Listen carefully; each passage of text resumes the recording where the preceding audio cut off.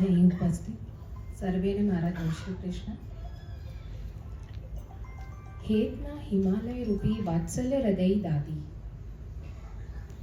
હે દાદી, અમે શું તમારી વ્યાખ્યા કરીએ? શબ્દો પણ ઓછા પડે.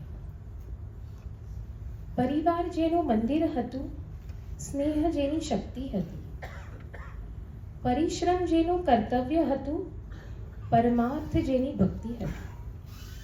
ધર્મ કદી ભૂલ્યા નહીં, વ્યવહાર કદી ચૂક્યા નહીં. દરિયા જેવું નિખાલસ હૃદય હતું. પરિવાર માટે ફૂલો પાથરી ગયા. કુટુંબ સાથેનો આપનો આ અતૂટ નાતો કાયમી સંભાળનો બની રહેશે. તમારું જીવન અમારી પ્રેરણા હતું. તમે જે અમને કહેતા હતા ને કે સમયની ચોરી કરો, આ સમય પાછો નહીં આવે.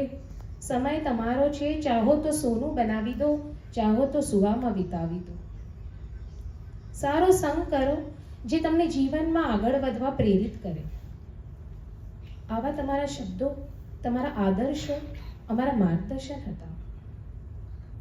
અમે તમારા સરળ જીવન, ઉચ્ચ વિચારો, દયાળુ સ્વભાવને ક્યારેય ભૂલીશું નહીં.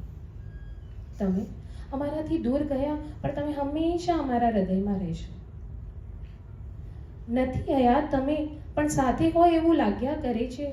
હર પલ તમારી હાજરીનો આભાસ લાગ્યા કરે છે. તમારી કહેવાયેલ વાતોના ભણકારા વાગ્યા કરે છે. યાદોમાં તમારા પ્રત્યક્ષ દર્શન થયા કરે છે. આપે સમગ્ર પરિવારને વાત્સલ્યતાનું અમૃતપાન કરાવ્યું. સ્નેહની સરવાણીથી ભીંજવ્યા. આપના સુમધુર સંભાળના ચીર સ્મરણીય અને અમારી હૃદય સ્મૃતિમાં અંકિત રહેશે. આપની યાદ પડે પડે આવશે, ખોટ સારશે અને સંદેહ ગેરહાજરીથી આંખો ભીંજાશે. અમે સૌ કુટુંબીજનો સદાય આપના ઋણી રહીશું.